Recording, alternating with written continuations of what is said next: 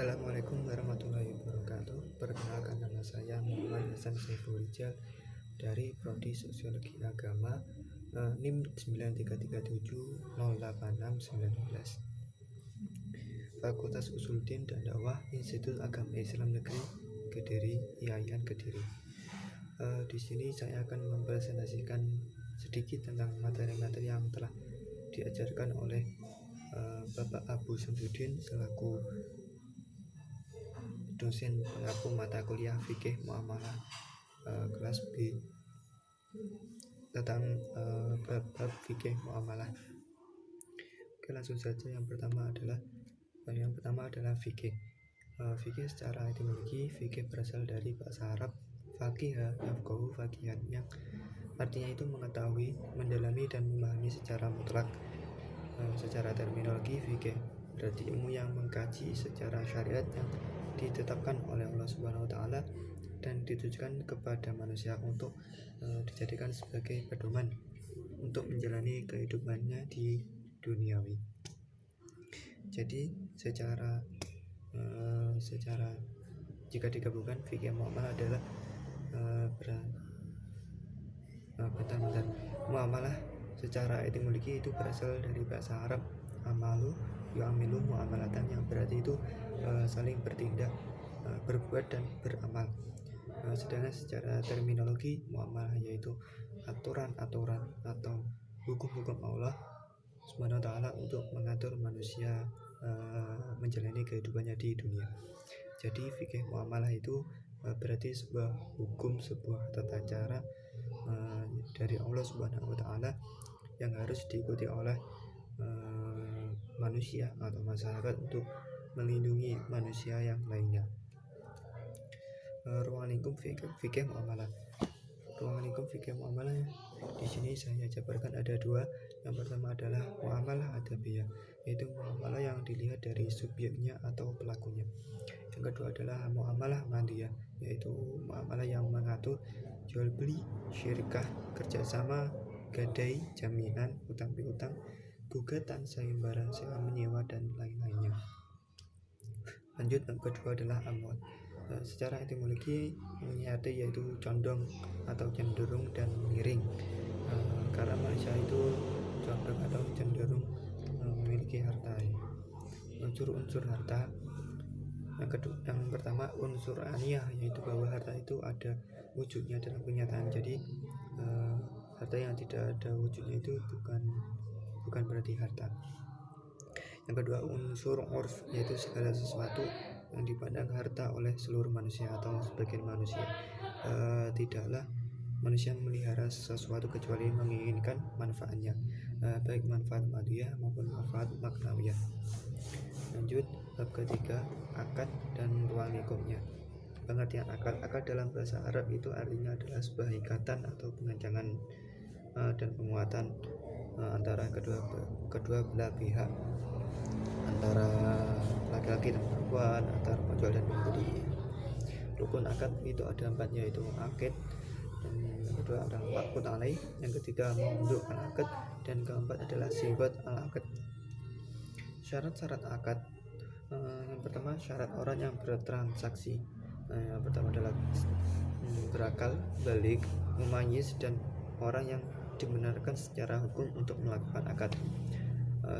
Lalu syarat barang yang diakadkan itu harus bersih, harus bermanfaat, milik orang yang melakukan akad, dan barangnya jelas keberadaannya. Jadi barang-barang yang tidak jelas keberadaannya itu tidak bisa diakadkan.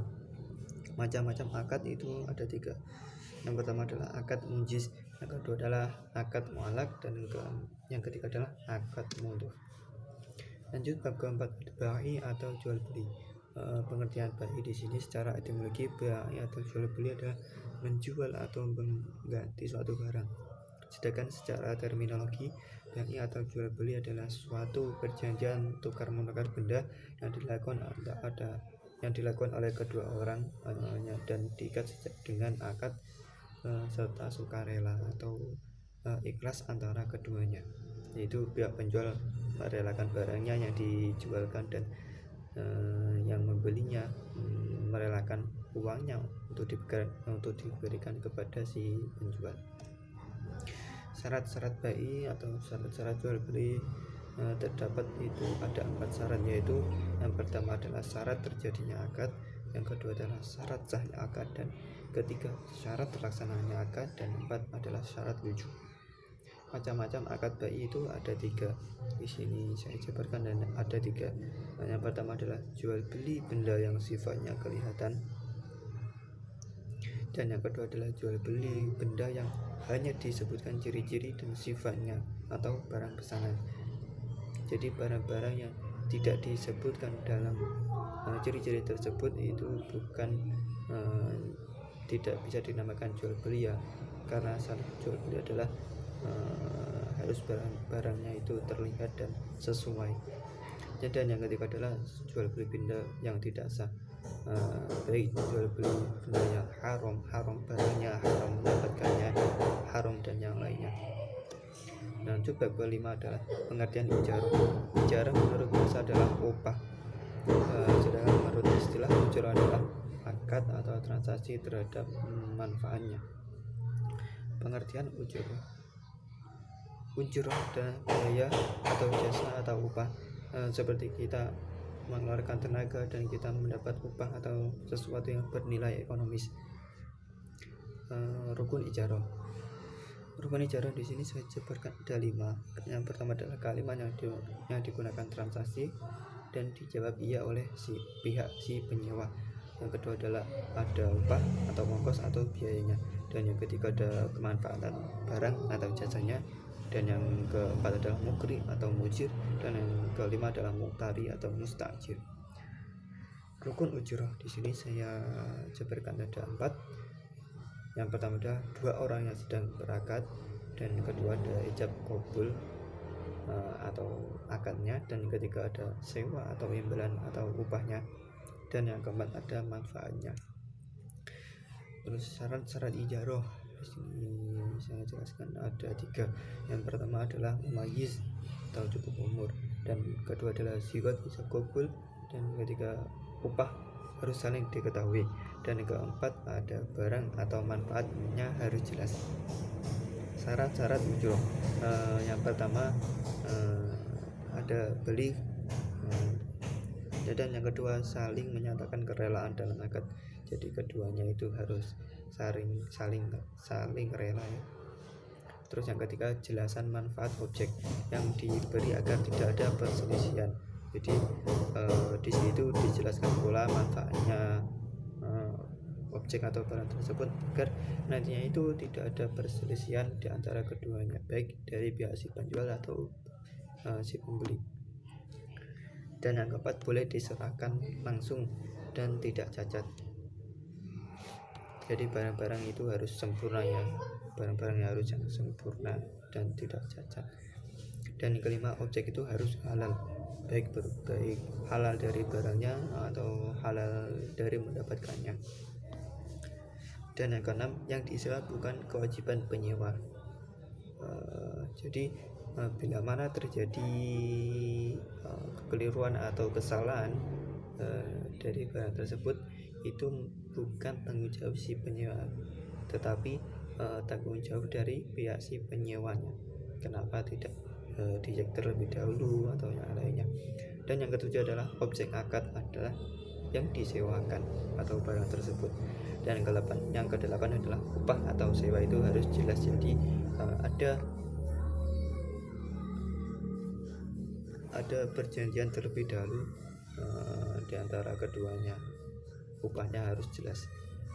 Lalu lanjut bab ke-6 adalah ariyah. Secara etimologi ariyah diambil dari kata aro yang berarti datang dan pergi. Menurut sebagian pendapat ariyah itu berasal dari at-tawur yang sama artinya dengan at-tanawulu atau at-tasabu, yang berarti saling menukar dan mengganti dalam konteks tradisi pinjam meminjam. Rukun dan syarat ariyah.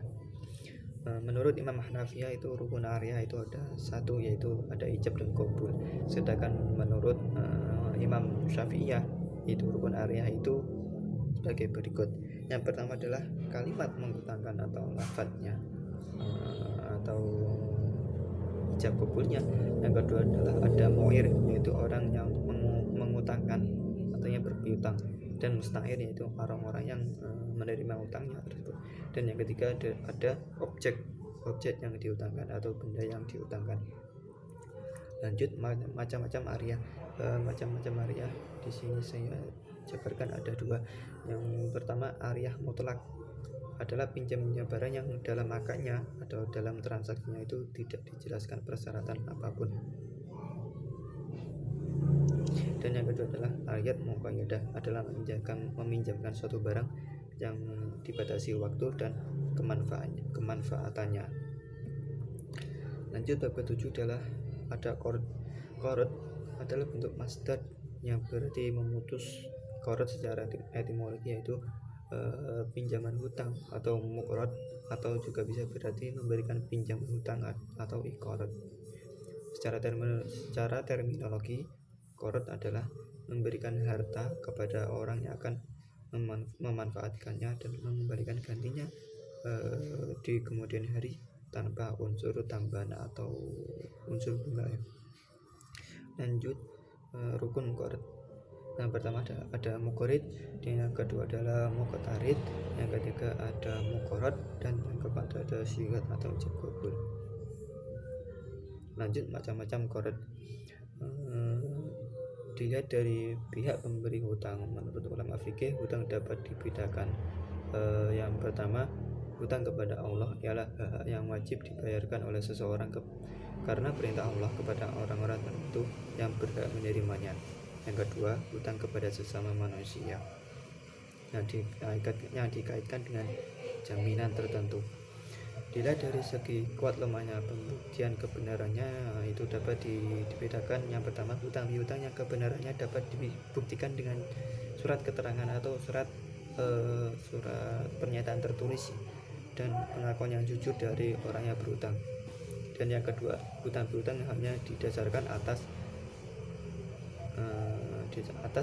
pengakuan dari orang yang berhutang ketika dia sedang sakit parah yang kemudian meninggal dunia. Dilihat dari segi waktu pelunasannya dibedakan atas. Yang pertama, hutang piutang yang jika sudah jatuh tempo waktu pelunasannya, atau hutang yang sudah waktunya membayar sehingga harus dibayar dengan segera. Dan hutang piutang yang belum jatuh tempo dan tidak mesti dibayar dengan segera. Lanjut, bab ke-8 adalah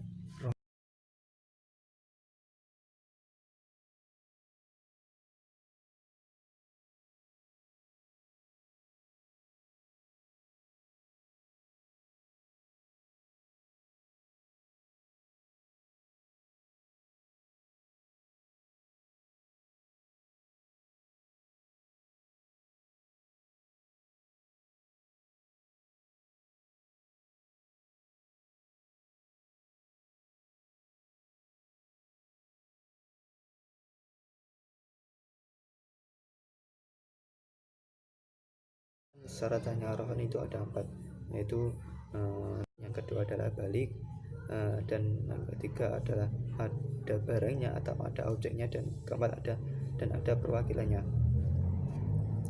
Lanjut, bab ke-9, syirkah dan ruang lingkupnya. Syirkah adalah persekutuan yang melibatkan dua atau lebih pihak untuk menghasilkan keuntungan. Jadi ada dua orang atau lebih itu melakukan bisnis yang saling menguntungkan. Jenis-jenis syirkah itu di sini saya jabarkan ada dua, yaitu syirkah amlak, yaitu penguasaan harta secara kolektif berupa bangunan atau barang bergerak atau barang berharga yang lainnya. Yang kedua adalah syirkah hungkut, yaitu akad kerjasama antara dua orang atau lebih yang bersekutu dalam modal dan keuntungan, misalnya dalam transaksi jual beli atau yang lainnya. Lanjut, bab ke-10 dan mujaroah, mukharabah dan masyakoh. Mukharabah, maaf di sini tipe ya, ini bukan mukhabarah, yaitu mukharabah adalah kerjasama antara pemilik lahan dengan penggarap, sedangkan benihnya itu dari pihak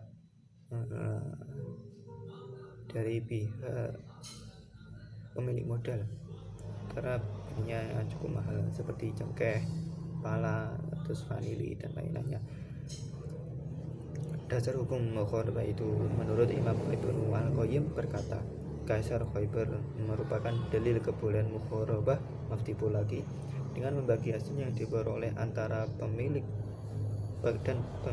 dan antara pemilik dan pekerjanya, baik berupa buah-buahan maupun tanaman yang lainnya. Lanjut definisi musyakoh. Menurut bahasa musyakoh diambil dari kata al-sakoh, yaitu seseorang yang bekerja pada pohon tamar atau anggur untuk mengurusnya, atau pohon-pohon yang lainnya yang mendatangkan kemaslahatan dan mendapatkan bagian tertentu dari hasil yang diurus sebagai imbalan. Menurut terminologi musyakoh, maaf ini tipologi, musyakoh adalah akad untuk memelihara tanaman atau pertanian dan lainnya dengan syarat-syarat tertentu. Dasar hukum musyakoh, hukum musyakoh ini adalah mubah atau dibolehkan, sebagaimana sabda Nabi Muhammad SAW dari Ibnu Umar, sesungguhnya Nabi telah memberikan, dalam suatu riwayat, Nabi telah memberikan sebagian kebun beliau kepada penduduk dari tanah Khaybar agar dipelihara, dirawat, terus dimanfaatkan oleh mereka dengan perjanjian mereka akan diberi sebagian dari penghasilannya, baik dari buah-buahan ataupun hasil per tahun atau palawija. Hadis riwayat Muslim. Lanjut, bab keempat adalah mudharabah dan ruang lingkupnya. Kata mudharabah itu secara etimologi berasal dari kata dorb. Menurut terminologis, mudharabah itu diungkap secara bermacam-macam oleh para ulama madhab ya. Jadi pengertiannya bermacam-macam. Yang pertama, menurut Imam Hanafi adalah dorb adalah suatu perjanjian untuk berkongsi bagi hasil di dalam keuntungan dengan modal dari salah satu pihak dan kerja atau usaha dari pihak lain. Sedangkan menurut Imam Mazhab Maliki, menamainya sebagai penyerahan uang di muka oleh pemilik modal dalam jumlah uang yang ditentukan kepada seseorang yang akan menjalankan usaha dengan uang itu dengan imbalan sebagian dari keuntungannya. Lalu rukun dan macam mudharabah. Di sini saya jabarkan ada 3 ya. Yang pertama pihak yang berakad, yang kedua ada objek yang diakadkan, dan yang ketiga ada sigotnya. Lanjut syarat dan hukum mudharabah. Di sini saya jabarkan ada 2. Yang pertama pemodal dan pengelola. Pemodal dan pengelola harus mampu melakukan transaksi yang sah secara hukum. Keduanya harus mampu bertindak secara kafil dan wakil dari masing-masing pihak. Yang kedua akadnya. Akad maksudnya adalah kontrak yang berlangsung di antara keduanya. Akad tersebut kontrak tersebut tidak sah jika salah satu pihak menolak syarat-syarat yang diajukan dalam penawaran. Lanjut bab kedua, hibah, sedekah dan hadiah beserta ruang lingkupnya. Kata hibah berasal dari bahasa Arab yang berarti pemberian yang dilakukan oleh seseorang saat masih hidup kepada orang lain secara sukarela atau secara ikhlas ya, baik berupa harta atau yang lainnya. Rukun dan syarat hibah ada 4, yaitu kehadiran si pemberi hibah, yang kedua adalah kehadiran si penerima hibah, yang ketiga barangnya dihibahkan itu harus jelas kehalalannya, dan keempat adalah akad hibah, yaitu serah terima barang hibah antara pemberi dan penerima secara nyata dan ikhlas. Yang kedua adalah sedekah. Sebetulnya sedekah ini pasti banyak yang sudah tahu ya, banyak manfaatnya ya. Inti dari sedekah ialah berbagi kepada sesama, kepada yang membutuhkan, kepada fakir, kepada miskin, kepada orang yang kurang mampu. Dan sedekah ini dapat menumbuhkan semangat filantropis dalam diri. Sebetulnya sedekah itu tidak harus dengan menggunakan harta ya. Sedekah itu menurut Nabi bisa dengan tersenyum, terus menyingkirkan duri dari jalan, itu termasuk sedekah. Terus berbicara dengan santun dan sopan, itu juga termasuk sedekah. Lanjut bab ke-13, yaitu tentang riba serta ruang lingkupnya. Secara bahasa, riba yaitu berarti ziyadah atau tambahan. Dari Ali bin Abi Thalib bahwa Rasulullah SAW bersabda, setiap hutang yang menimbulkan manfaat adalah riba. Macam-macam riba menurut Imam Ibnu Al-Jauziyah, riba itu dibagi menjadi dua bagian. Yang pertama adalah riba jali dan yang kedua adalah riba khafi. Terus menurut bagian ulama, riba itu dibagi menjadi 4, yaitu riba fadli, terus riba kordi, riba yad, dan riba nasa. Dampak riba ini, dampak-dampak dalam melakukan riba itu banyak sekali ya, dan berat-berat. Yang pertama termasuk 7 dosa besar, yaitu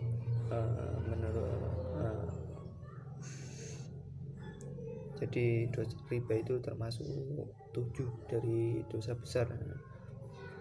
Terus yang kedua adalah dibarengi oleh Allah. Alhamdulillah, dibarengi oleh Allah pasti sangat tidak bisa dibayangkan. Terus yang ketiga mendapat laknat dari Rasulullah SAW. Alhamdulillah, jangan sampai kita mendapat laknat dari Rasulullah SAW, tidak bisa mendapat syafaat dari beliau. Yang keempat adalah yang menghalalkannya itu termasuk kafir, dan yang menjalankannya itu termasuk orang-orang yang fasik. Terus yang kelima mendapat 5 dosa sekaligus. Alhamdulillah, kita sekali melakukan riba itu langsung mendapatkan 5 dosa sekaligus. Terus yang keenam seperti dosa menikahi ibu sendiri. Terus bab yang terakhir bab munakahat. Munakahat itu dalam bahasa Arab berasal dari kata nakah yang berarti kawin atau perkawinan. Ruang lingkup munakahat adalah ruang lingkup munakahat itu dibagi menjadi 3. Yang pertama adalah meminang, atau dalam tradisi Jawa adalah sisetan. Terus yang kedua adalah nikah, dan yang ketiga adalah talak. Mungkin itu saja yang bisa saya sampaikan, semoga bermanfaat. Terima kasih kepada Bapak Abu Samsudin memberikan ilmunya, semoga bermanfaat bagi saya khususnya dan bermanfaat bagi semuanya. Terima kasih. Wassalamualaikum warahmatullahi wabarakatuh.